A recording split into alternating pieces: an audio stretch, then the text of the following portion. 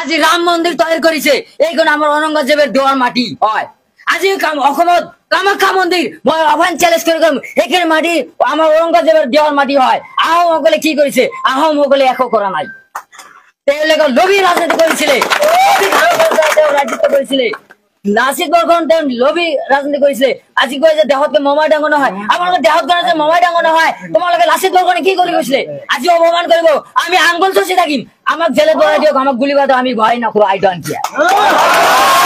আমার কিবা এটা হবো, আজি দেখা গেল আমাকে টার্গেট করে আমাকে মারি আছে আর আমি একটু আঙ্গুল চুচি থাকি। রাস্তাঘাটের কথা বাদ দিয়ক, আগত দেহৰ বসবাস করার আপনার চিন্তা করো। আজি রাস্তাঘাটের কথা কইব, আজি অসম সরকার কি করছে?